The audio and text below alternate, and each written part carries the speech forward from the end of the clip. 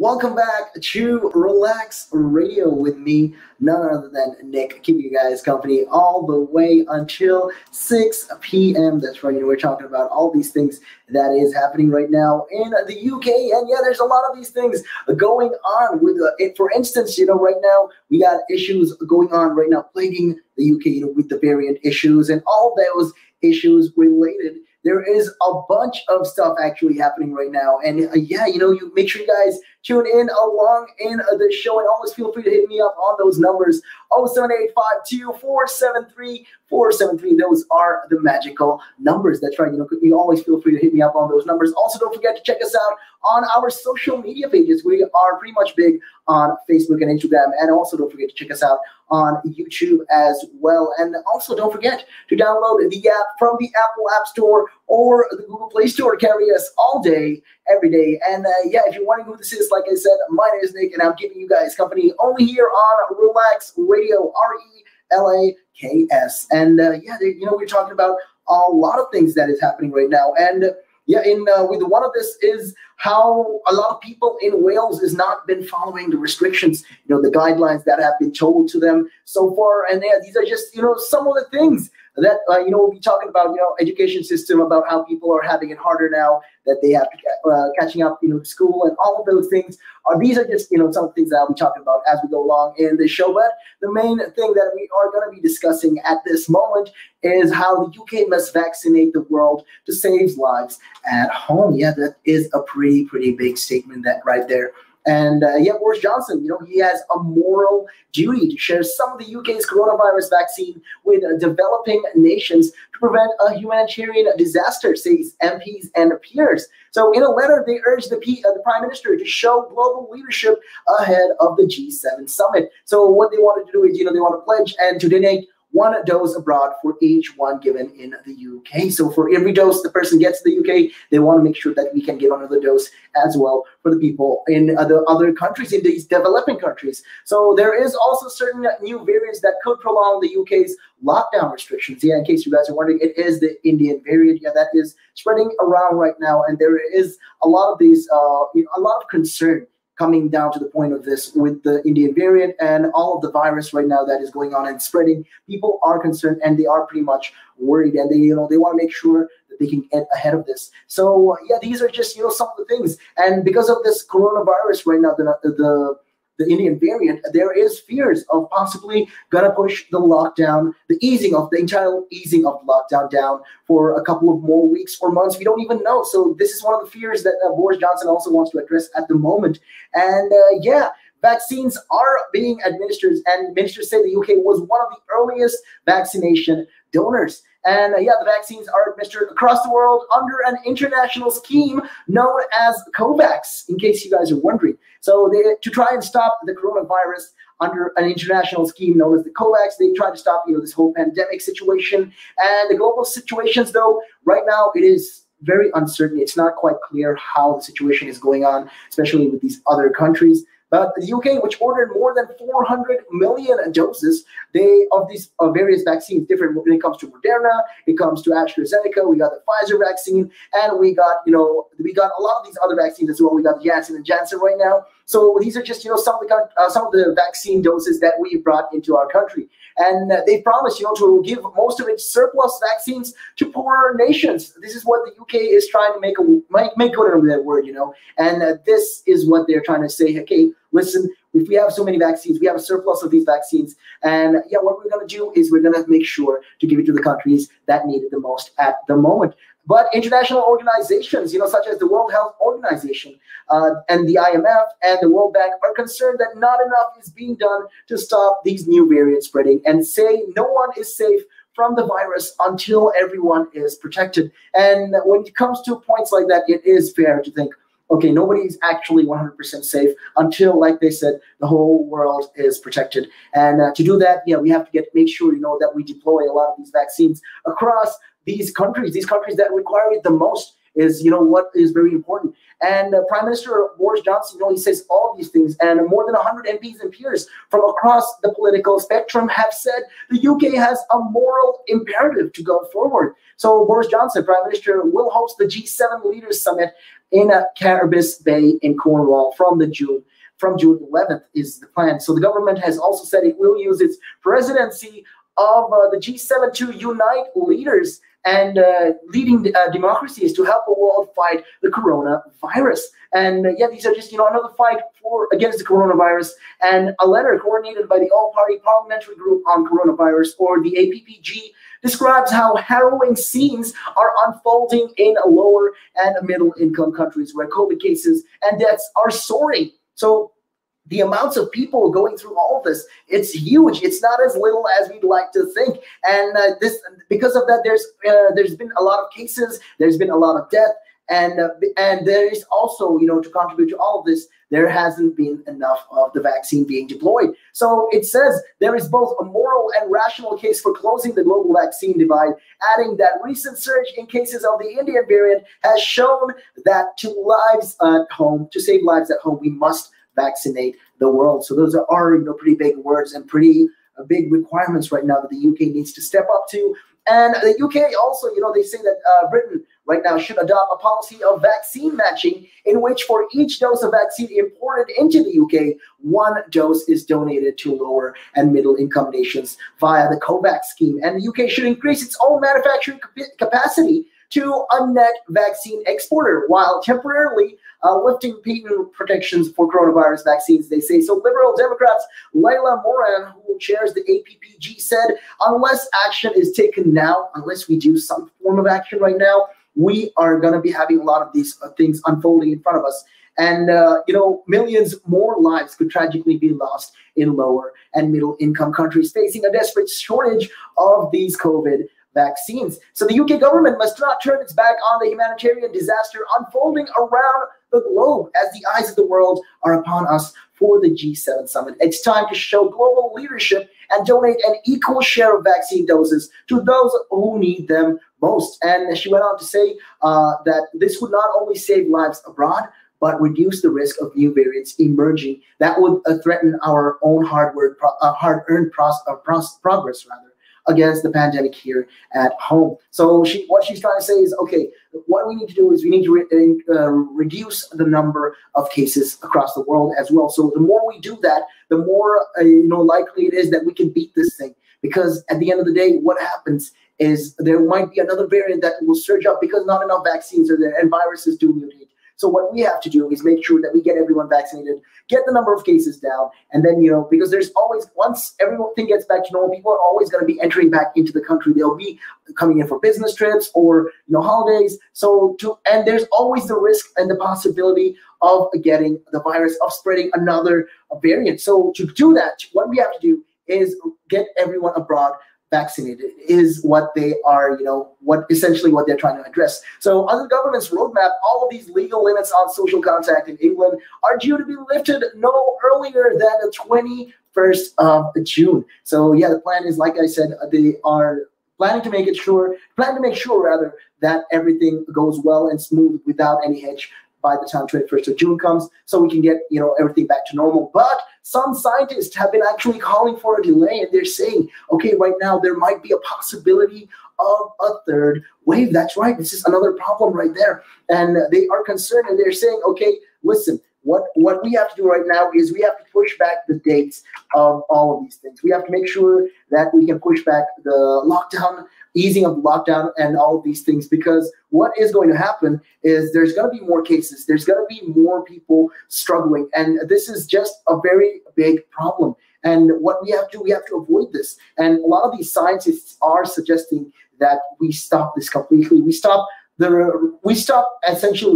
whole easing of the lockdown until we can get further data on this particular matter, because this is important. What is the point? Because even if we do lift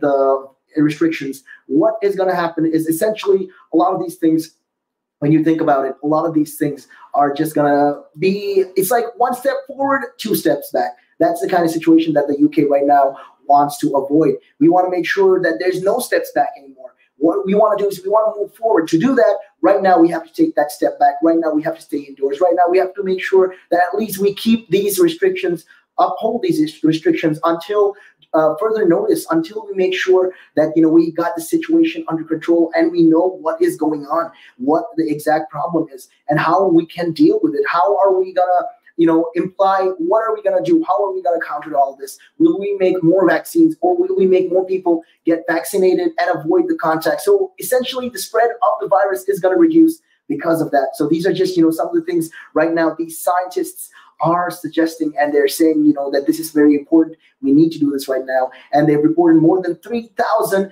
new COVID infections on Monday for a sixth day in a row. So this is just in the UK, 3,000 new COVID infections on Monday. So the Prime Minister's official spokesperson said the UK is in a global crisis.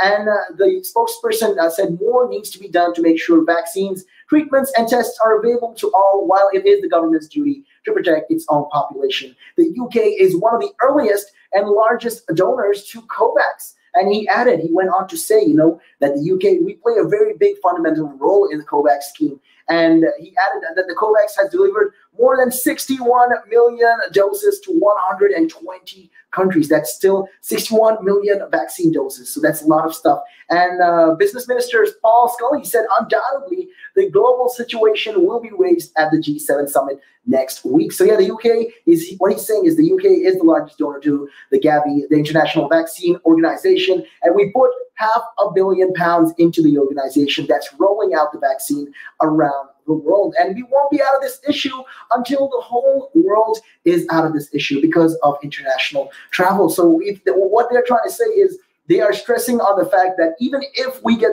all of UK right now vaccinated and we make sure, we ease out restrictions, we completely try to get back to normal. But we'll have to open up the borders someday, one day or the other. We'll have to do it. There will come a time where we'll have to open up our borders again. We have to make international trades. And to do that, though, what's going to happen is, what if the other countries are going through coronavirus? And even if we do follow these regulations and strict regulations and rules that we apply, how effective is it going to be? That is the question. How effective is all of this going to be in the long term? Because there's always a chance it might skip under our radar, and we'll be back in square one essentially, because we'll be facing another virus, another variant, and that will need for another vaccination program. So that's just a lot of hassle. So what they're trying to say, that a lot of these scientists are saying, what we have to do at this moment, make sure the world gets vaccinated. If we have surplus of vaccines, make sure we spread it around. Make sure we share it with the other countries so that we can still reduce the number of cases across the world. And inevitably, we will reduce the number of cases in the UK. I mean, hey, let me know your thoughts on that matter and hit me up on those numbers. It is 07852 473. Feel free to hit me up and let me know what your thoughts are on that. But with that being said, though, we are going to be taking a real quick break, and we will be right back after this.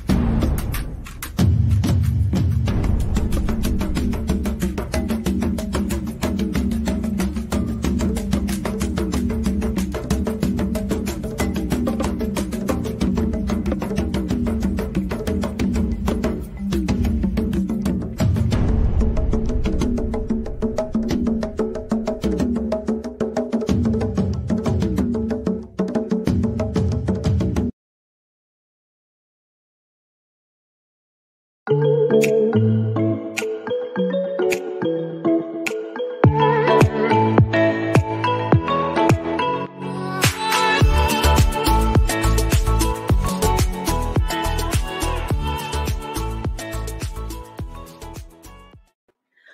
back to Relax Radio with me, Nick, keeping you guys company, keeping you entertained, and talking about all the things that is going on in the UK. And yeah, you're talking, we're discussing about, one of the things is how the world needs the surpluses of vaccine at the moment. We need to get everyone, vaccinated. That is, one of the primary goals right now that we should be aiming for in the UK. And why, why it's very important right now at this point of time.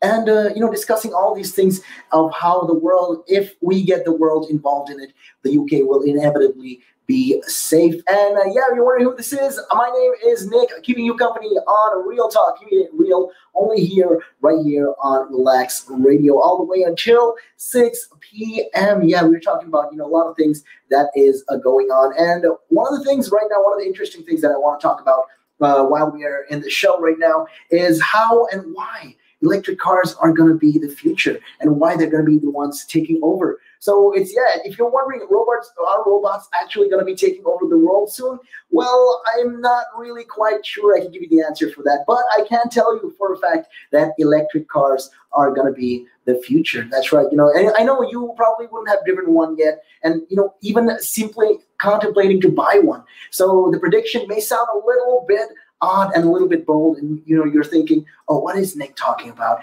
buying electric cars? Well, but just bear with me. I mean, if you think about it, right now the world is going to such a place. We are we're trying to revolutionize electric cars, and to do that, we're trying to cut off. In case you guys already know this, we are trying to plan to get to the net zero, which is the green emission. So we don't have any more emission, rather carbon emission in the UK. We become carbon neutral. That is the plan. We're trying to get people in the UK on board with this. Not only in the UK, but in the world. This is one of the reasons why we are having COP26 right now, why we are hosting it. And these are just, some of the things that we are going to be doing. And many industry observers believe, we've already passed the tipping point where sales of electric cars will rapidly overwhelm petrol and diesel cars. Well, it's certainly what a lot of these, world big car makers might even think. So Jaguar actually is another company that plans to sell out electric cars from 2025, and Volvo from 2030. And last week, the British sports car Lotus also said it would follow suit, selling only electric models from 2028. So all these big exotic cars, these famous companies, I mean, they're making the transition already. They're trying to make it soon. They're trying to make sure, okay, this is the time now. Is the time we take the initiative, because what is going to happen is we are going to be, we're trying to stop using a lot of these fossil fuels. That includes coal, petrol, diesel, kerosene, all of those things, all of those harmful things for our environment. So one of the reasons, why these companies also are doing the big transition, and it's not just these premium brands as well. General Motors say also they will be planning to get electric cars by 2035. Ford says they're going to sell all over Europe the electric cars. It's going to be all by 2030. And Volkswagen also, 70% of its sales will be electric by 2030. So this isn't just a fad. This isn't just brainwashing and people trying to fool you into something of buying their products. This is something that is happening. What we're doing is we're transitioning into electric cars. So the fact that many of the governments around the world are setting targets to ban the sale of petrol and diesel vehicles gives the impetus, to the process. This is one of the reasons. This is just an incentive why these big companies, car companies, are trying to do the transition. So while, what makes the end of the internal combustion engine inevitable is the technological revolution. I mean, when you look at things from another periscope, you think, okay, this is what is going on. Well, right now, we are at that point where we need to think green. And this is just one of the ways. So this is going to open. People are going to say, oh, so what happens when these petrol companies go down? We're not going to need pumping fuel anymore. I mean, but then there's always going to be replacement jobs. There are going to be jobs that are going to be even more greener. And that's going to essentially, inevitably rather, help the world, reduce the emission levels and get back to the normal temperature that we need. Because right now, the way things are going, it is getting bad. So a lot of these companies and a lot of these governments right now, rather, are setting targets, rather, to ban petrol, to ban diesel. So one of the reasons also why a lot of these car companies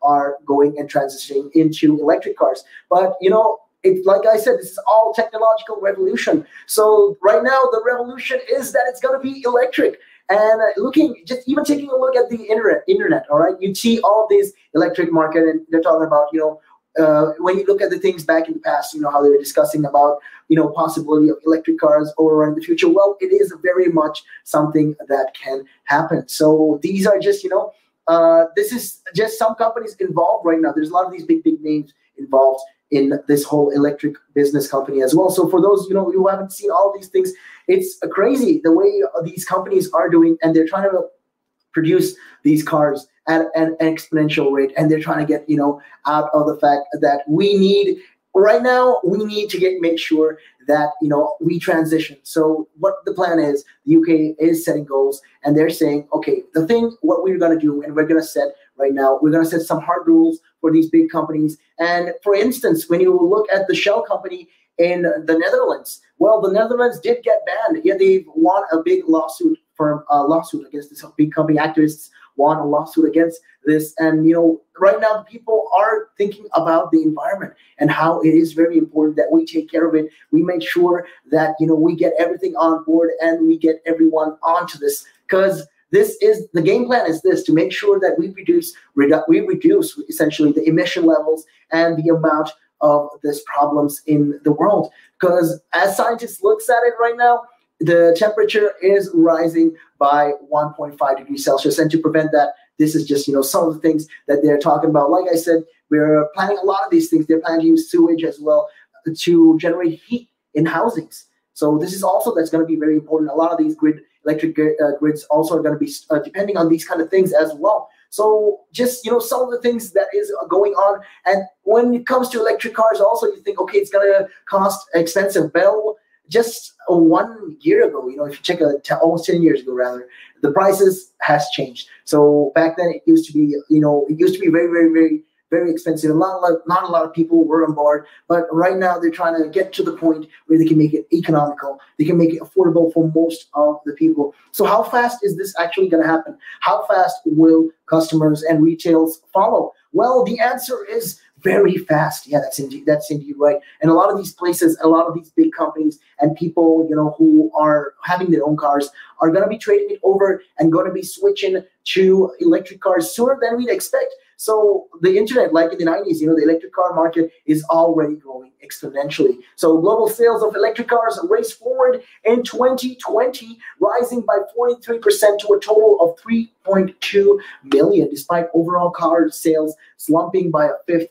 during the coronavirus pandemic. So this is just, 5% of the total car sales, but it shows that we are already entering the steep parts of, this whole S thing, trying to keep it friendly, kind of keep it environmental friendly is what I like to say. And by 2025, 20% of all the new sold cars globally will be electric, according to latest forecasts by investment banks UBS, and that will lead to 40% by 2030 and virtually, by the time it hits 2040, well, every new car sold globally will be electric. So the reason is thanks to another curve, what manufacturers are calling the learning curve. So right now we're learning that, diesel and all of these things.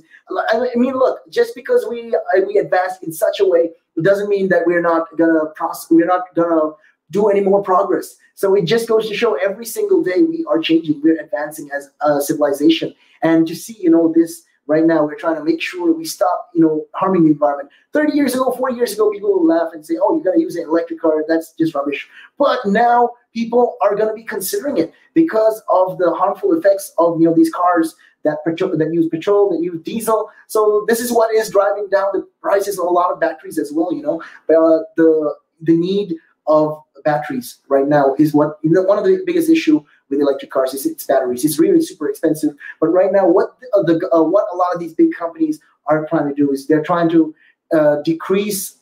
make it more cost effective, make these batteries more cheaper so that it'll be more affordable for people around the world to use this. So the same thing is what is driving down these prices, of these batteries. So we are essentially on the verge of a tipping point, is what Ramiz Nam, the co-chair for the energy and environment at the Singularity University in California, is saying right now. And he believes as soon as electric vehicles become cost competitive with fossil fuel vehicles, the game will be up, and it's going to be over for all of these, fossil fuel vehicles. So certainly, what Tesla's self-styled techno king Elon Musk believes is this. He believes that this is the future. Electric cars are going to be the future. And yeah, last month also he was telling a lot of these investors as well that the Model 3 of their Tesla has become the best-selling premium sedan in the world, and predicting that the newer, cheaper Model Y would become the fast and best-selling car of any kind. And it is something that can happen. When you look at these things, vehicles like this are going to make a progress.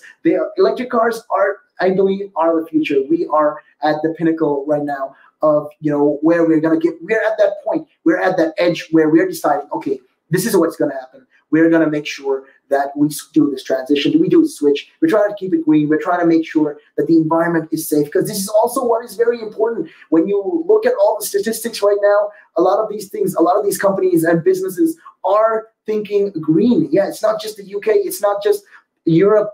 It's not just the Western world as well. A lot of these other countries as well are involved in this. So it's just showing that, over the course of a couple of more years, over the course of a decade or another decade or 2 decades, we can see significant improvement, and we can see, a change in all of these things. And this is just, something that will happen. That's going to happen. It's inevitable. So like I said, this is something, the UK right now is planning also to get transition into the whole green environment. And like I said, our goals are right now to get to that point by 2050. So yeah, a lot of these companies also are doing the transitions. A lot of, companies that use gas, or you could use, cookers or stuff like that. They're trying to make it everything, they're trying to make everything less, emitting less of this emission of carbon. So let's see how it goes. Hopefully, this is something that will come, with the situation. Yeah, a lot of people are not faring well because of the pandemic across the world, but the people are saying there's going to be new innovations, a lot of these new things that are going to be popping up, like, it's going to change. Things are definitely going to change. And we never know. Sometimes currencies that we have right now, like paper money, that is also going to be stopped. We never know the future, how they're going to make do with this. These are just, plans that they're doing. There's also talk about, how they're going to make the Bitcoin. They're going to do green Bitcoins, and, a lot of these innovative engines as well, because we're trying to stick to green. We are trying to green up everything right now. Because, like I said, if you look at the statistics, the globe is warming up, and we need to do the actions right now. And a lot of these companies, a lot of these countries as well, especially even in Australia, people are talking about this. There's a lot of, children standing up for all of these things, and they are saying, that they have the right. And I've seen a bunch of these videos as well on social media. And it's crazy, how people are actually more aware than we were 20, 30 years ago. I mean, 20 years ago, people thought that there was actually people that said global warming is a hoax. I mean, think about it, a global warming is a hoax. I mean, that is absurd. When you think about it from that point of view, it's absurd, because look at the devastating effects of global warming are very significant. It's very marked. You can see the changes around you. 10 years, 20 years ago, the temperature was different. Now, when you look at it, the temperature is even more warmer. So it's getting warmer. It's getting even hotter. And the snow caps are actually melting. And people are saying, oh, no, that's not involved with the ice or anything like that.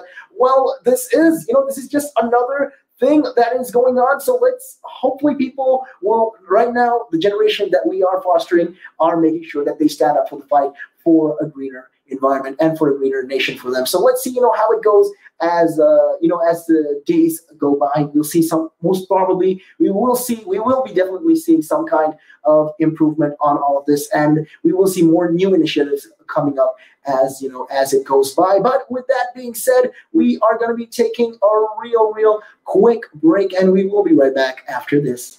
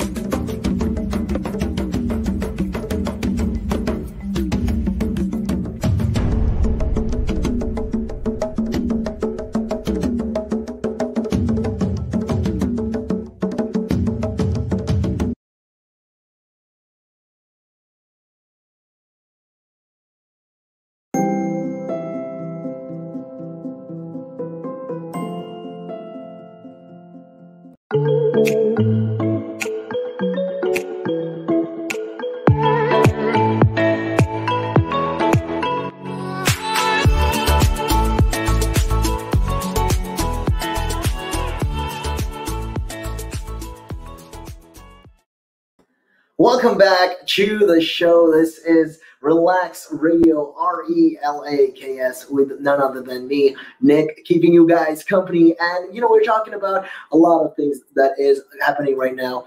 And, one of this is the 5 claims of Dominic Cummings. Yeah, and all of this, that is fact-checked. Hey, this is Real Talk with me, Nick. Hit me up and let me know what your thoughts are on that particular matter. You can always call me up on those numbers, 078-52473-473. That's right. Those are the magical numbers. You can always hit us up on those hotline. And also, don't forget to check us out on our webpage. That is www.relaxradio.net. So make sure you join the conversation. You join whatever you want to say, anything you want to talk about. I'm always here. I'm ready to hear what you have got to say. And with that being said, though, getting to the story at hand, like I said, Dominic Cummings have been making a lot of claims recently over the past couple of days. He did get infamous, and he got rather infamous after the past couple of days, where he started ranting about, the prime minister and all the issues regarding him.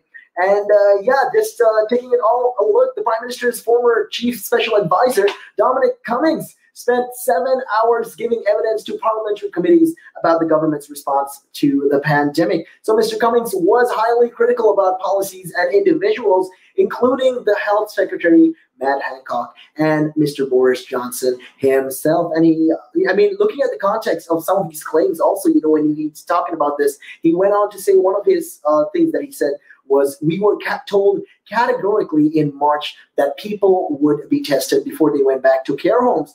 And we only subsequently found out that didn't happen. And Mr. Cummings claimed that Matt Hancock had told him and the prime minister that people were going to be tested before they were sent back from hospitals to their care homes.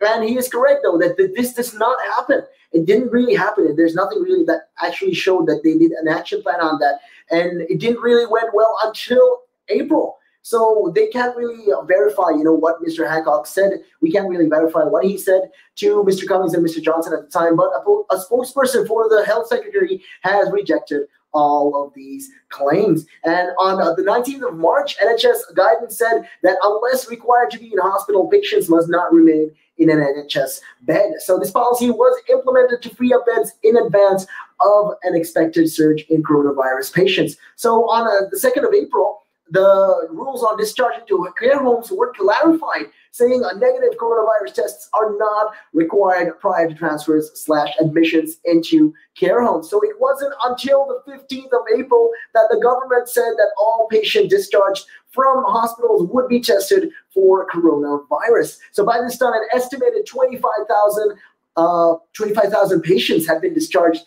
to these particular care homes. And in July, Panorama gathered data from 39 hospital trusts, which showed 3/4 of people discharged were untested. So at a news conference on the 27th of May, Mr. Hancock went on to say, my recollection of events is that I committed to delivering that testing for people going out of the hospitals into care homes when we could do it. And he's saying, I made sure to do something like that. And he went on to say that I then went away and built the testing capacity and then delivered on the commitment that I made. So there has been more than 40,000 deaths of care home residents involving the COVID-19 in England and Wales up to the 2nd of April 2021. 40,000 deaths. That is not a small number. That is a very marginally huge amount of people that have passed away due to the COVID-19. And when you think about it, because these are also the people who are very vulnerable to this. One of the most vulnerable people is the elderly. Is just one of the things why they should have taken more precaution, why they should have taken more care when it comes to matters like this. And it's really disappointing how the government did, they didn't rather find a proper action plan regarding this. And these are just some of the things that he talked about. And this was fact checked, and this was found out to be true. This is something that they didn't know. And the other claim that Dominic Cummings said is, I started getting calls, and number 10 were getting calls saying Hancock is interfering with the building of the test and trace system because he's telling everybody what to do to maximize his chances of hitting a stupid target by the end of this month. And that's another claim that he said. And last year, the health secretary set a target of hitting 100,000 tests a day by the end of April 2020. So the government announced on the 1st of May that this has been reached. But as we pointed out, that figure included 40,000 tests that were in the post to people who hadn't therefore actually used them. So this resulted in criticism from the official statistics watchdogs. So yeah, these are just, some of the matters at hand. And these are just, some of the things that he's done. And the number of tests below 20,000 a day for most of April, but accelerated rapidly in the last week of the month. And it was about 50,000 in 29th of April and 80,000 on the 30th of April, and then over 120,000 on the 1st of May. So Mr. Cummings also alleges that to reach the 100,000 figure, Matt Hancock was calling people, asking them to hold back tests so I can hit my target. So essentially, this is what he was telling a lot of people, and Mr. Hancock's spokesperson says he rejects Mr. Cummings' claims. I mean, that is also something that happened, and that was really fishy. We don't really know exactly the truth of it, but this is just, some of the things that he claimed. And one of the critical things that was completely wrong in the whole official thinking in February and March was, first of all, the British public will not accept a lockdown. And secondly, the British public will not accept what was thought of as an East Asian style track and trace system. This is another thing that Dominic Cummings was saying, and Mr. Cummings was responding to a question about his previous criticism of advice from behavioral scientists. And one of this is, Mr. Cummings was responding to all these things, but minutes from a meeting of behavioral science advisors, the SPB, on 12th of March, suggested they thought people would accept all of these restrictions. And they went on to note that expectations of how the government will react, will be set by the media reports of public health strategies in other countries. So this increases the risk of public concern if interventions that are perceived to be effective are not applied. So according to the YouGov polling system, on the 27th of March 2020, a day after national lockdown was imposed, 74% of the public approved of quarantining anyone who had been in contact with a contaminated patient. And the same poll also found 67% approval in Singapore, but over 80% in Malaysia. So UK support, the public support for canceling large events was higher, ahead of European countries such as France, Italy, and Germany, as well as, a bunch of these East Asian countries as well, such as Hong Kong and Malaysia. So the proportion of people saying they were complying with lockdown rules were also high. So according to University College ongoing COVID social study, compliance with government guidelines actually peaked in January this year when a third national lockdown was introduced. However, research on the number of people following instructions to self-isolate tells a different story. So a report by the Public Accounts Committee in the March raised concerns over a lack of compliance with tests and trace self-isolation rules, quoting estimates of the proportion of people fully complying with the requirements ranging from 10% to 59%. And these are just some of the things that he pointed out, and he made a claim on all of these things. So it shows, that some of the things that he did say is true as well. And obviously, what he went on to say, obviously, we should shut the borders in January 2020. This is what Dominic Cummings said.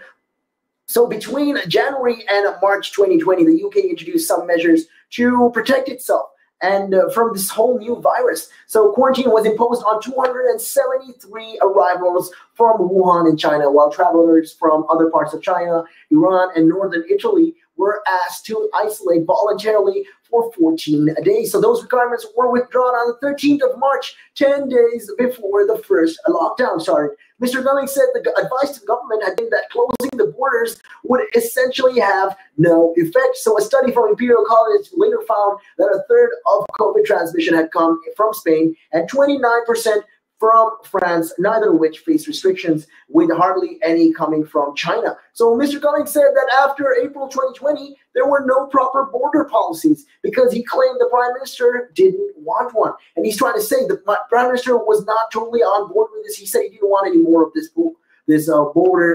proper border policies.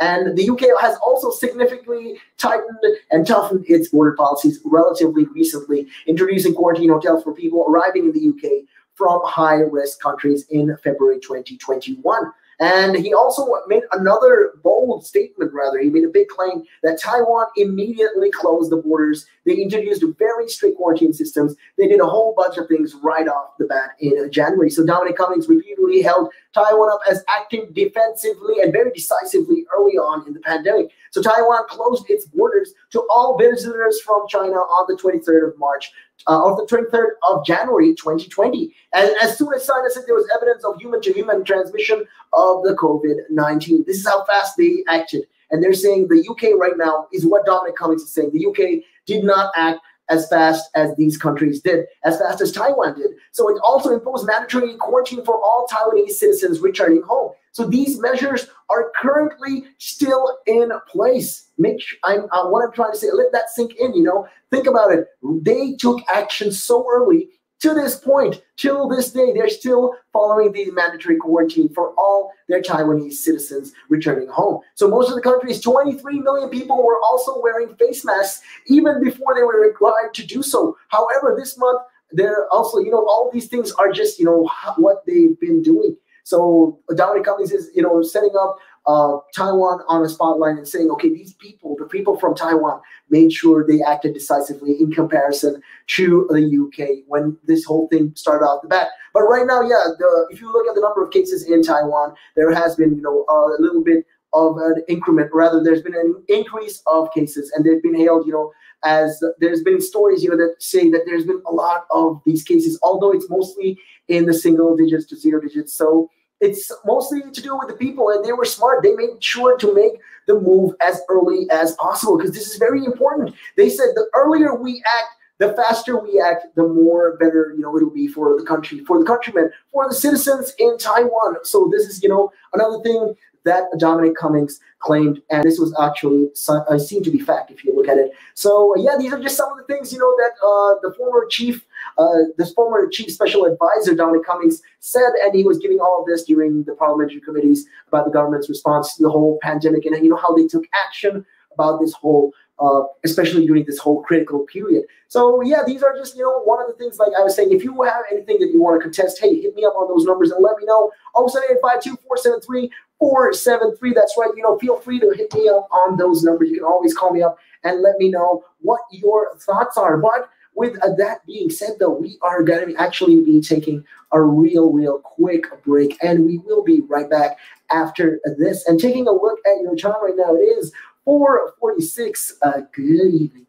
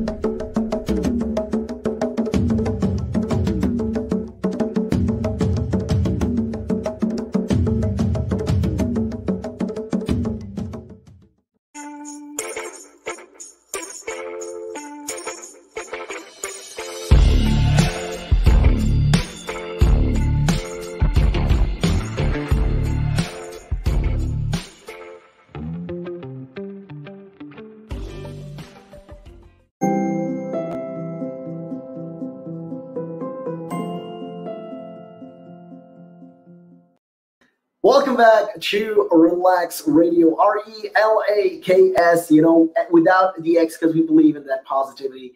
That's right, that's what we are. That's who we are right here on Relaks Radio. If you're wondering who this is, I am Nick, and I'm keeping you company all the way until 6 p.m. only on Real Talk. And we're trying to keep it 100% real right now. And the situation is 100% real.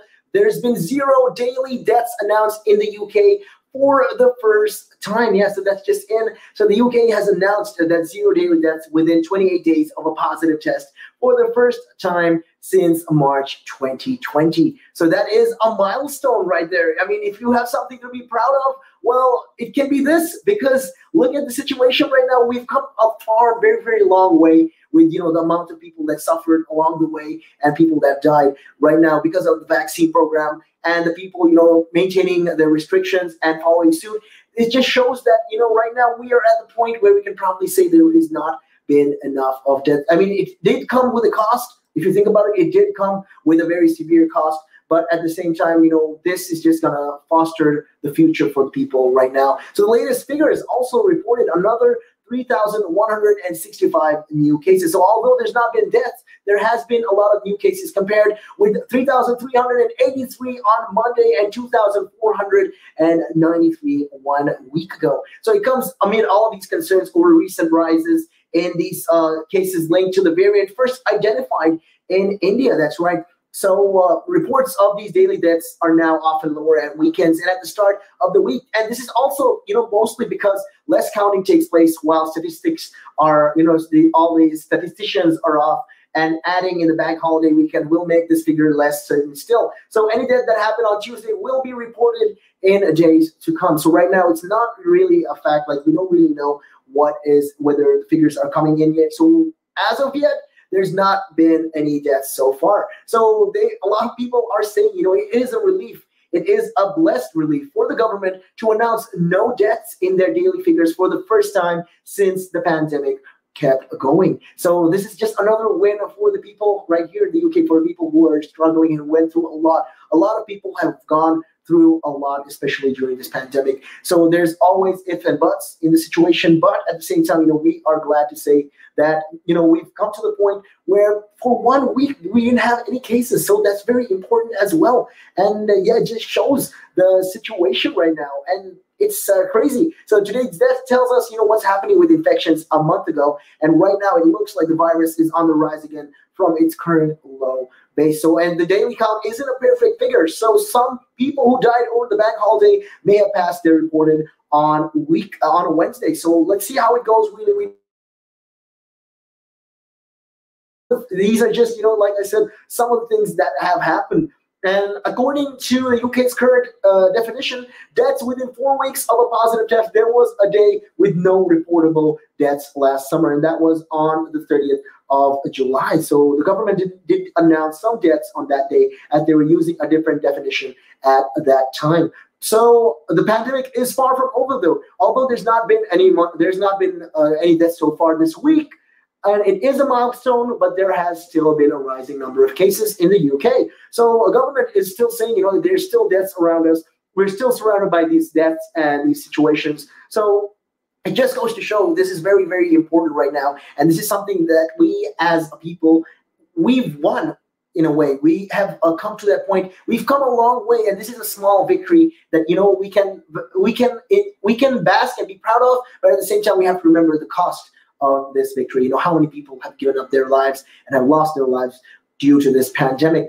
So in accordance, like I said, all of this thing the government is saying right now, it's great. Pandemic, although it's far from over, this is going to be a unique day in its history today. So we can celebrate it and hope that we'll see more like these kind of things, these kind of wins in the future. So the daily death in UK, the number of people being admitted to hospitals and those catching the virus have fallen from a peak reached in January. So this comes against the backdrop of the increasing numbers of people receiving the first or second dose of a vaccine. So more than thirds of the adult population have now received both doses. So I'm proud to say that that's a very big achievement. So the latest figures have shown 25,734,000 people in the UK have received their 2 doses of jabs. So while 39 million people, some 74.9% of the adult population have received a first jab. So the success, of the UK's vaccination program, however, does not spell the battle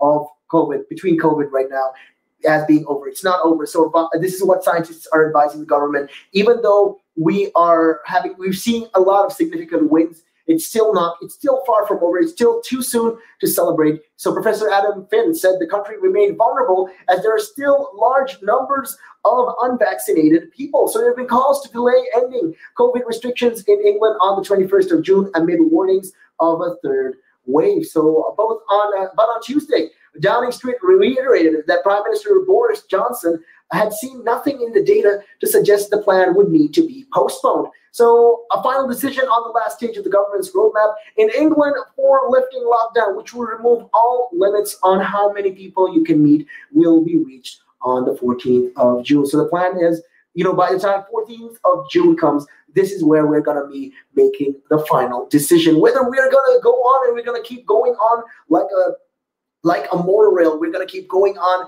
and we're not going to stop. We're going to keep going to push for the 21st of June. Or are we going to actually consider and take heed of what these scientists are saying? Are we going to be careful? Are we going to proceed with caution is, very important right now. And these are just, some of the things that these scientists also are addressing. And they're saying they want people to be more vigilant, even the government. They want the government, just because, the numbers, there's not been so many deaths so far. There's not been any deaths so far for this week, this unique week.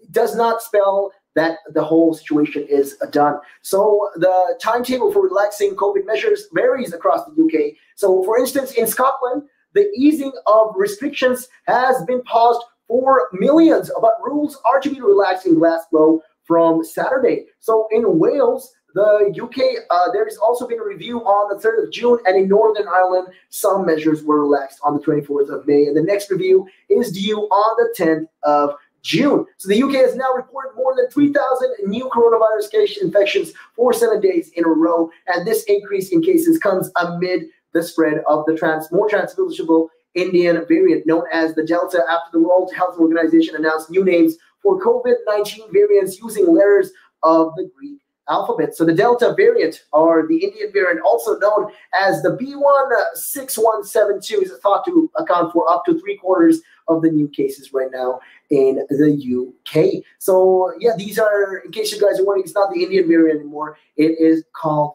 the Delta variant. So yeah, just some news right there, just showing the situation in the UK. Like I said, it's great news to see that there's been 0 daily deaths announced so far in the UK. And this is the first time. This marks a very monumental period in our time ever since last year's lockdown till now. This is great. This is a very huge step for our people, for our country. But at the same time, like I said, it comes with a lot of cost. And yeah, we have to make sure that we stay vigilant. We have to make sure that people don't get carried away with all of these things, and make sure, that they stay safe and they watch out for themselves, and, they behave themselves, and make sure, just because all of this is not done, just because the situation in the country is saying, okay, this is the number of cases, this is, no people have died so far, but we have to remember, there are still rising number of cases. There's still a lot of cases right now in the UK. It's still an ongoing issue. So we have to make sure that we watch out. So these are just some of the things that they should be doing. And scientists are pushing for the government to reconsider reopening on the 21st of June. So all these decisions will be made on the 14th of June. So the 14th of June is going to be that final day where they decide, okay, what are we going to do? Are we going to open the country back? Are we going to remove all restrictions? Are we going to allow people to mingle, to socialize again, to go all to these bars, pubs without any limits? And should we abolish all of this usage of masks? This is one of the important things, that they are trying to do. And they're coming to that decision. They're coming to that point, and they're considering whether they should do it or not. Hopefully, they come up with a smart plan. And in case you guys have any opinions on this, always, you can always feel free to hit me up and let me know. The numbers 07852-473-473. Those are the magical numbers. You can feel free to call me up and let me know what your thoughts are on the matter. Should the country go to an open? Should the country open up and relax all of these, ease out to all of these restrictions? Or should we postpone that date to another date instead of 21st of June, postpone it to maybe another couple of dates? You tell me, let me know. You can always hit me up on those numbers. And with that being said, we are going to be taking a real quick break. And we will be right back after this and taking a look at your time right now. It is 5:09. Good evening.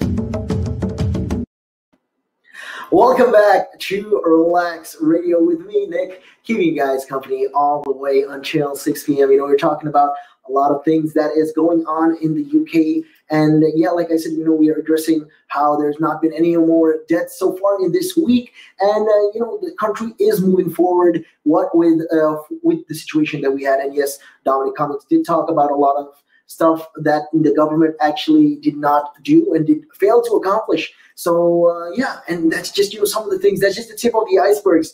Right now, though, there's been mixed messages, and the fears are that fewer people are going to be sticking to the rules. And this is, the situation in Wales at the moment. And if you want to know who this is, I am Nick, keeping you guys company on Real Talk all the way until 6 p.m. That's right. You can always feel free to call me up and let me know what your thoughts are on the situation at hand. The numbers to do so are 07852-473-473. That's right. Those are the numbers. Feel free to call me up. Let me know what your thoughts are. The situation right now with you over there, whichever part of the UK you are in, feel free to call me up and let me know what your thoughts are on that matter. And with the situation as it is, like I said, it's just another reason why people should be sticking to the rules, why a lot of individuals should make sure that they are, doing the best that they can right now. And this is just, another reason why a lot of the people right now in the UK are struggling.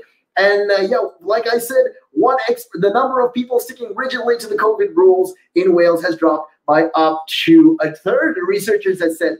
And one expert who analyzed the results said there was concern mixed messages on the virus may have led to confusion. That's terrible on that part, terrible on the government, and terrible, for that situation. And one expert who has analyzed the results has said that there was concern that mixed messages on the virus may have led to a lot of confusion. So one study by University College suggests that compliance with the COVID rules fell from 60% in February to 40% in May. So the Welsh government said the emergence of these new variants made it clear the pandemic was not over. It's still here. We still have a lot more to go to. And Wales Health Minister Elmund Morgan said on Sunday it was going to be very difficult to stop the spread of an Indian variant from England to Wales, as she urged people to continue to comply with the rules. So another ongoing study by Public Health Wales, the PHW, which quizzes people on how the pandemic and a lot of these, COVID restrictions are affecting their well-being, also suggests complete compliance with the rules has dropped from 76%. From 76 in March to 65 in May. So that is a huge marginal amount. There's almost 10% of the population have dropped, following the rules. So Dr. Simon Williams from Swansea University said the figures from the research also suggested that the proportion of people mixing outside their family households or bubbles has also increased in Wales, from 41% of people meeting with 3 or more people in March, rising to 57% in May. However, while sticking tightly to all the rules has dropped, the UCL study, which has spoken to over 70,000 people across the UK during the pandemic, said the vast majority of people told researchers they were mostly following the rules at 91% for the UK as a whole. So the situation in Wales is a little bit different in comparison to the whole of the UK. And the latest public figure engagement survey by the PHW, which spoken to 18,000 people since the start of the pandemic, said the proportion of adults very worried about catching COVID has dropped massively since the start of the year, falling from 31% to just 8%. So it comes as well over 2 million people in Wales have now received at least one dose of a COVID vaccine, and over 1 million have completely been vaccinated. So this, in turn, it also means that Wales is ahead of every country in the world with similar populations for the COVID vaccines. And going on to all of this, Dr. Williams, who is a senior lecturer in people and organization at Swansea University School of Business, said that overall there is a picture emerging that we can see over the last couple of weeks. Certainly the last few months, there's been a dip in compliance. And he went on to say, that I think a large part of that is the lack of clarity over where we are in the pandemic. So it's a classic case of mixed messages. So we see at the UK level the message that there is a irreversible roadmap that we are going to open up further in June. And at the same time, we're seeing and hearing about the rise in these new variants. So it kind of, in essence, what the people are trying to say, it's kind of building up a certain kind of paradox, if you think about it. It is like the government is saying, okay, we're irreversibly going down this path of a lockdown, roadmap where we're going to ease out everything. But at the same time, the government also says that there is a rising number of cases. So what are people going to expect? How are people going to be even following the government? How can they believe in and have faith in the government if they tell you one thing, but then they do something else completely and entirely different from what they are doing? So is it a wise choice? A lot of people are asking, is it a wise choice to open up the country now with the situation going on? And these are just, like I said, classic cases of mixed messages. It's like even worse than your ex-girlfriend calling you and saying, I miss you, but at the same time, when you call her, she's saying, hey, why do you even call me? So this is the same kind of situation right now the UK is going through, and the government needs to make sure, that they look into this matter and give it a clear reasoning. Make sure they give a clear answer to the general public. So at the end of May, there was at least 58 cases of the so-called Indian variant or the Delta variant of the concern detected in Wales. And this is all according to the PHW. So there's been more than 30 more new cases sequenced of the Delta variant and the one of concern in the most recent week. So they've all been detected in all health board except in Powys, but were primarily in the traceable clusters in Cardiff and Vale of Glamorgan, according to health officials. So yeah, in the latest of its steps to ease restrictions, the Welsh government announced on Friday that live music could return, with venues needing risk assessments in line with hospitality and performing guidance. So these are things, that people are not quite sure what they should feel. Should we be afraid, or should we make sure that, should we actually think, okay, fine, do we go out? Or is it safe? Does it sound like it's going to get better? Are we going to reach to that point where we're going to remove all kinds of restrictions and we can meet no matter the infinite amount of people in these malls or pubs or bars, wherever it could be? I mean, this is the kind of questions that people want to know. Are we going to be doing this? Will this happen? And if this is going to happen, then what's the whole point of this whole cases thing? So the regard for the virus right now is not the importance, rather the priority. Like I said, the regard of all of this is right now not the highest, and people are not sure. They're confused. They are not, quite 100% there on whether what they should do and how they should deal with this and how they should actually think about this. Is it safe or not? Although the government keeps on pushing and saying it is okay, we're going to come to the point where it's going to be irreversible. We're going to make sure we remove all kinds of restrictions. But it doesn't look like it can happen, though, with the cases rising up. Like, for instance, in Glasgow, we have places. In Renfrewshire, we have cases. In Bolton, we have cases. So when the cases are piling up like this and on the rise, how can the government tell you one thing but mean something and tell you another thing at the same time? And which of these do we believe in? Because then we'll have to selectively choose what we want to believe in. So the next review of the restrictions in Wales is due on the 3rd of June, and the Welsh government say that if conditions remain positive, its next review will consider further changes to meeting people in private homes and increasing the number of people who can meet outdoors. So Dr. Williams said Wales was at a crucial moment in the course of the pandemic. Despite recent easings, we're not out of the woods just yet, and the governments need the tone to be clear as possible in their communication, that we still need to be cautious, but they also need to ensure that further easings are not introduced before we have this new variant under control across the UK. So these mixed messages are the problem, and urging, for caution while also relaxing measures. I mean, it's like an oxymoron. I'd like to say it's a paradox in its own way, where we say, okay, fine, we're going to be relaxing the measures, but at the same time, there's a many number of cases, so make sure you guys be careful. Oh, okay, what is it you want to do? They have to clearly communicate this with the general public. This is the government's role. They should be doing this, and they shouldn't be causing confusion, which in turn might have a negative impact on this compliance, and people are not going to follow through with this. So responding, a Welsh government spokesperson said, it is thanks to the efforts of everyone that Wales has the lowest rates of coronavirus in the okay? But the pandemic isn't over, and the emergence of the so-called Indian variant of concern is a reminder to all of us just how quickly the situation can change, and that this virus is full of unpleasant surprises. And we continue to urge people to follow the set of simple rules and measures, such as keeping your distance, washing your hands regularly, wearing a face mask, covering indoors, and ventilating indoor spaces to keep you and your loved ones and whales safe. So these are, this kind of measures that we need to make sure that we implement and make sure that we adopt as a general public, as the general populace, because like I said, it's also the government's duty to make sure that they give a clear message. You want people to be safe? Ask them to stay indoors. If you want to push for agendas, well, tell them, okay, this is the situation. Make sure you guys stay safe. We are not going to be easing out on the restrictions anytime soon, because it looks like there's a new number of cases. So make sure you guys still keep safe. We're going to keep it easy, but then at the same time, you can't be doing that. That is just going to throw the people in confusion. And the masses are already in confusion, and they don't even know what they're supposed to do, and they're not following through with the precautions that they need to, because their argument could be, okay, you know what? No, it's all right. It doesn't really matter anymore because the situation is getting better.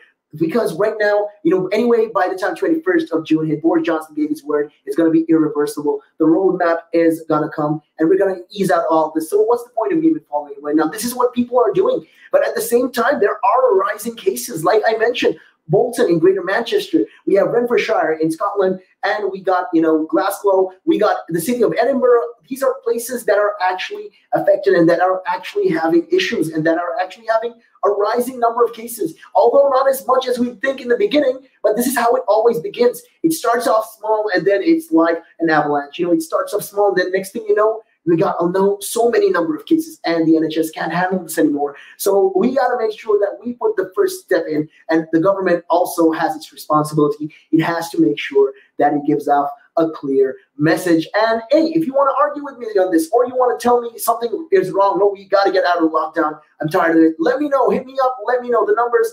07852-473-473. That's right. You can always call me up. And also don't forget to download our app from the Apple App Store or the Google Play Store. Carry us all day, every day, 365, 24/7. And with that being said, we are going to be taking a real quick break and taking a look at your time right now. It is 5:31. Good evening.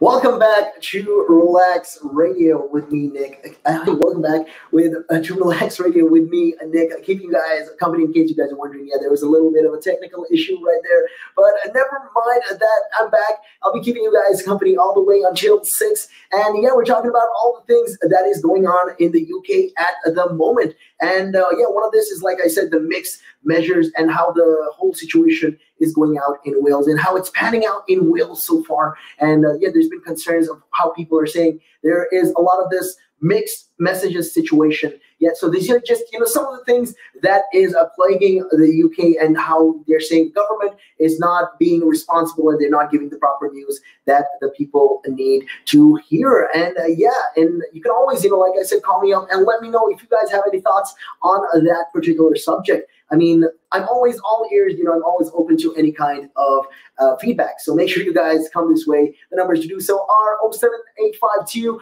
473 473. And also don't forget to check us out on Facebook and Instagram as well. We are pretty big on these social media platforms. And yeah, with that being said, getting back to the matter at hand, since we know we're talking about all the things that is happening in Wales at the moment, when will measures be relaxed in schools in Wales? This is also something that is also very, very important. And yeah, these are, this is what is going on and buzzing around right now. People want to know, students want to know, as schools break up to for half a term after weeks of low COVID rates. Measures such as face covering and class bubbles are still currently in place, but the restrictions should not last a day longer than necessary. This is all according to the Children's Commissioner, Sally Holland. And she says, the Deputy Medical Officer, Dr. Chris Jones, said that it could make sense to relax controls during the summer months. I mean, these are very objective answers for them to even saying something like that. Okay, look, this is what we're going to do. We're going to make sure everything's open now. We can send school. Do you even hear you guys, what you guys are saying? The risks are still there. Just because it's summer doesn't mean the virus is going anywhere. It's going to take a holiday. It's not going to be packing bags and it's going out to Spain or something like that. This virus is still going to be there. So I don't really see the sense of these people even saying these kind of saying. But teachers' unions, said they should remain concerned about the easing measures. A lot of these unions also are saying, that the restrictions need to be set in place and we need this happening right now. So Professor Holland said it's been a remarkable, extraordinary, and hugely challenging year and a half for schools and, keeping children safe and responding to the changing circumstances. This requires a lot of work, a lot of hard work. And yeah, in case you guys are wondering, big shout outs to all the teachers across the UK. That is very important right now in the situation. The teachers in the UK, doing their Zoom calls and all of that. The teachers in Wales, Scotland, Ireland, all of them are doing an amazing, incredible jobs. Big hats off and a shout out to all those teachers, making sure that they continue fostering the youth, the generation that we need, who can find these kind of answers that we need in the future. So big hats off to all of these individuals and teachers as well. And yeah, getting back to the topic though, most of these significant measures such as maintaining contact groups and face coverings, they were urged by she urged essentially, Professor Holland, she urged the Welsh government to review guidance of all this all the time. So these are just, some of the things that she was saying. And she went on to say, that you just can't let guidance sit for weeks and weeks. We can't have restrictions on children for a day longer than it is required. So while the government deemed the measures to be necessary due to its public health and scientific advice, Professor Holland actually said pupils and teachers accepted it on the whole, but she urged the government to listen to all of the arguments. So she's saying not to just blindly follow and do this, but rather make a calculated choice, make a strategic choice and a proper decision. Make sure you listen to all sides of this and then make a decision on this. So the government deemed the measures, like I said, to be necessary due to its public health and scientific advice. And these are just, some of the things that they're saying. But Professor Holland also went on to say not only to evidence about epidemiology, but also the social impacts it's having on children and young people, so that physical discomfort, it's how it impacts on their relationships with their peers, but also how it impacts on teaching and learning. This is what she added. So what are the latest figures for Wales schools? Well, the latest public health Wales figures recorded 55 COVID cases in schools were over the past week. So a total of 162 over the most recent 21 days. So over the past 21 days, they've had 162 cases. So the cases were reported by 11 of Wales' 22 local authorities. So 2/3 of the cases were in Brigham and Monmouthshire, and this is all linked to school cases in Porthcawl and Abergavenny. So all of them, almost 81% of schools have had a COVID case since September, and 208 schools have had only one cases. So there's been reassuring advices as well, when it comes to this. So current guidelines and guidance say face covering should be worn by pupils and staff in secondary schools and colleges, including in classrooms and by primary school staffs where social distancing is not possible. So primary schools, essentially, students and teachers, coming into more interactions because these are small children, learning children. So primary children also don't tend to listen as much. So they say, okay, wearing face masks is very, very, very, very important, and we should make sure, that we follow through with this. And yeah, it just goes to show, these are important markers and important things that we need to follow.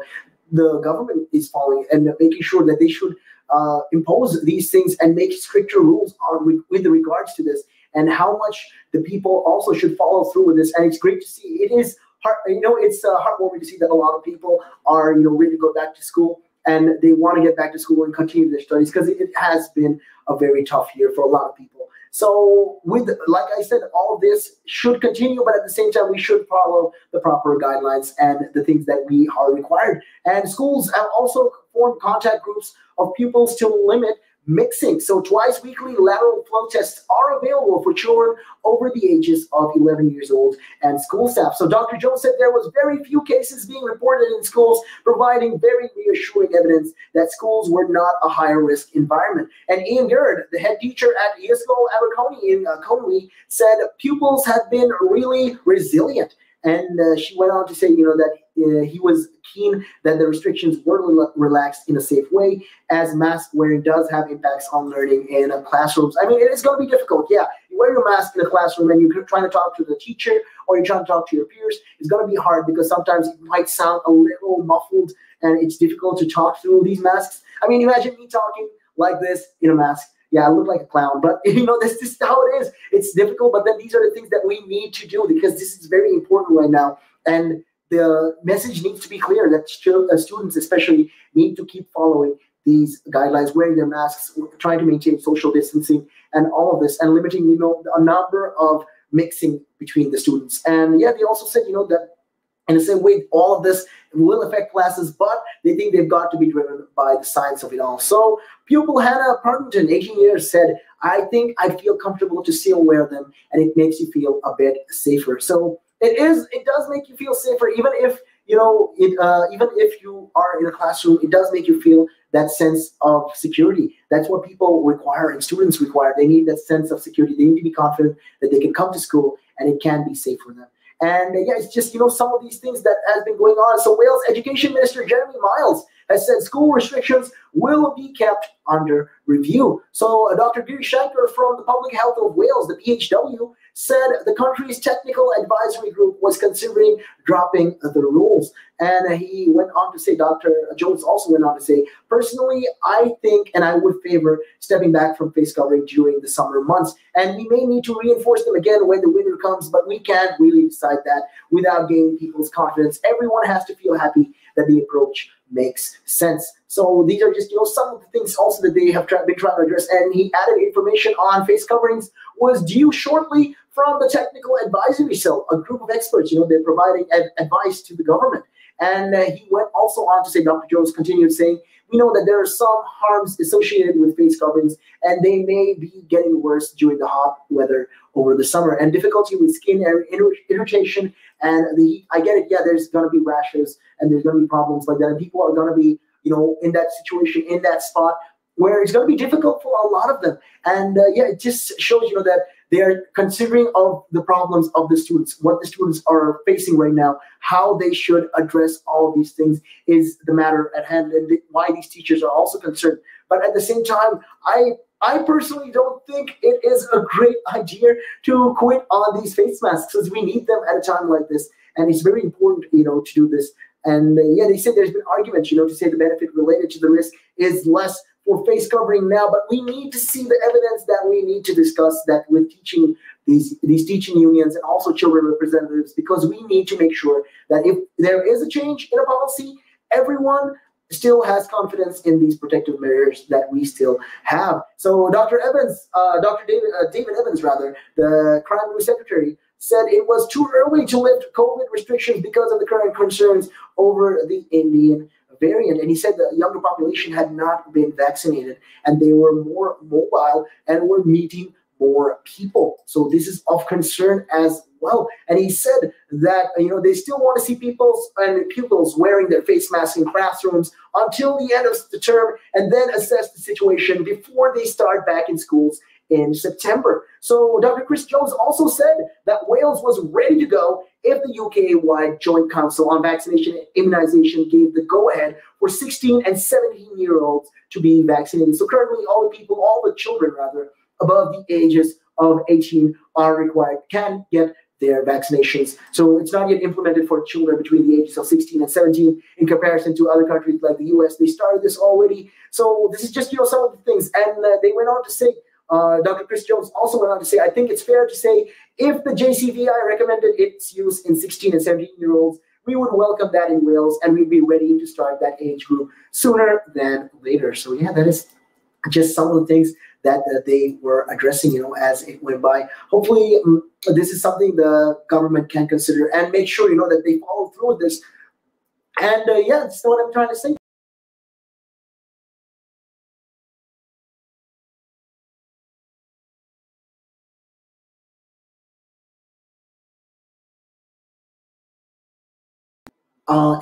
All of these things are related. But with that being said, we're going to be taking a real quick break, and we will be right back after this.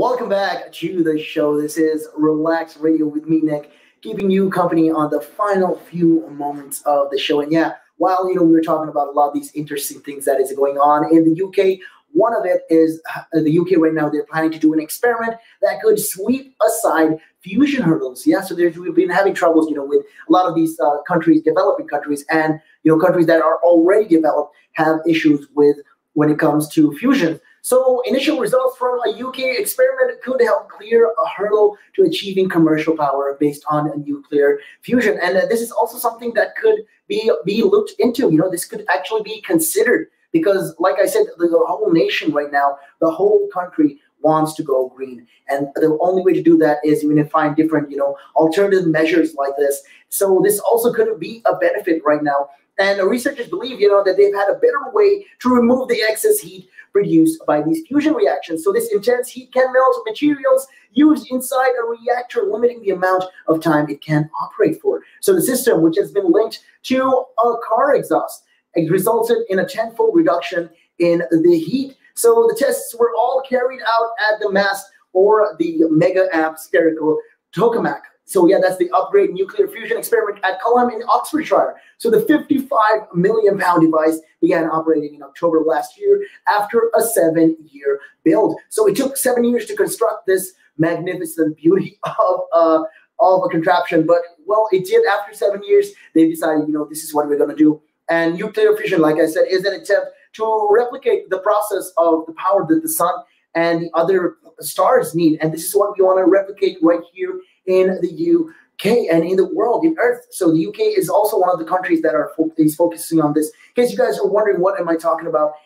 If you remember the movie, the one where Tobey Maguire was acting as Spider-Man, and how Dr. Octopus built this planet, like this little mini sun, well, this is the kind of thing that we want to do as well, and harness that energy and make it so that we don't have to require any of these fossil fuels and stuff. And so these are just some of this is the best analogy I can give you right now when describing nuclear energy. So yeah, the trick is getting more energy out of these reactions than you would put in. So it takes an incredible amount of energy to cause a fusion, but at the same time, with that, we want to get more energy out of it than the energy that we put into it. So the goal continues to elude a lot of these scientists, a lot of teams and engineers around the world who are currently working to make fusion power a reality. So yeah, existing nuclear energy relies on a process called fission, where a huge chemical element is split to produce lighter ones. So fusion works by combining two light elements to make a heavier one. So one common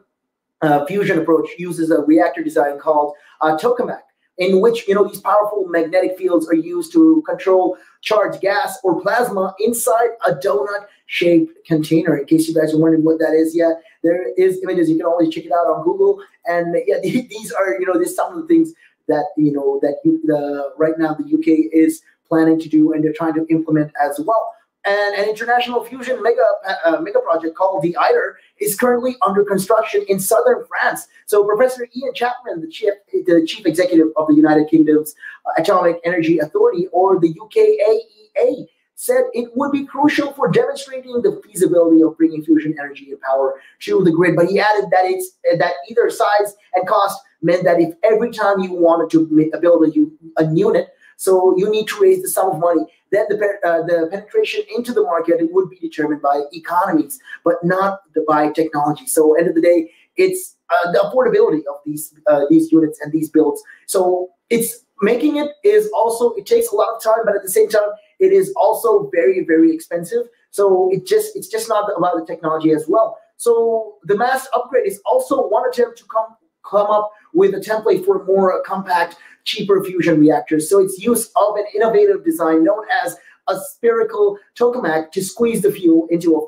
4.4 millimeter tall and a 4 meter wide space. So by comparison, the containment vessel ether will use to control its fusion reactions is 11.4 meters tall and 19.4 meters wide. That is a very huge contraption. And the mass build's bijou dimensions come at a price though. So you're making something that's hotter than the sun and in a smaller volume. So think of it as concentrated energy. So the more you want to replicate the sun, but in a smaller form.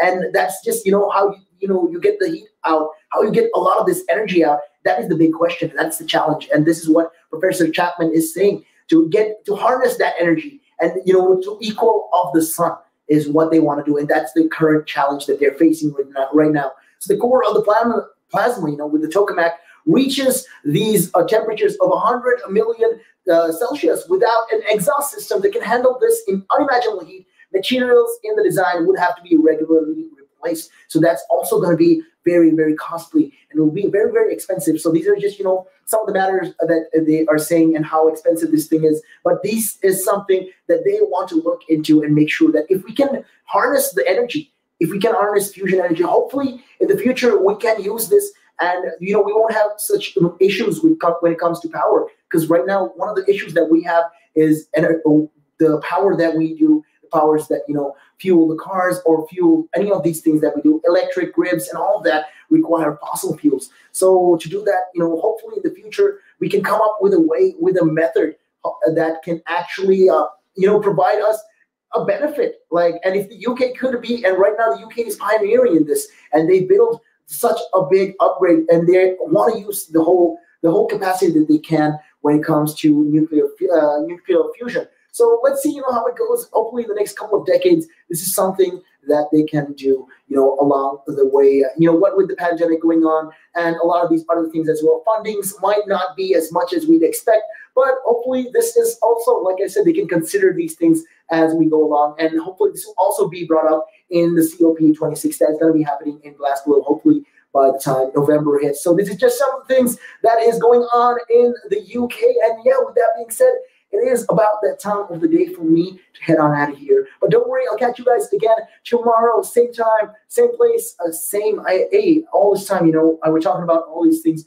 And it's crazy, like I said, all the things that are happening everyday life, how things change. One moment, like from the moment we had the virus right now, we are at this pinnacle where there's the issue of the virus going on, but at the same time, we are trying to go green. We're trying to build these new these experimentations that will harness fusion energy.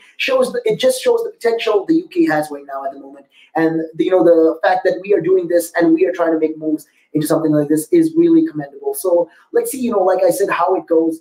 And if you guys have any thoughts or opinions on that matter, you can always freely call me up on those numbers. It is 07852-473-473. Also, don't forget, you can download our app from the Apple App Store or the Google Play Store to carry us all day, every day. And with that being said, I'll catch you guys again tomorrow only on Real Talk. And with that, my name is Nick, and I'm out of here.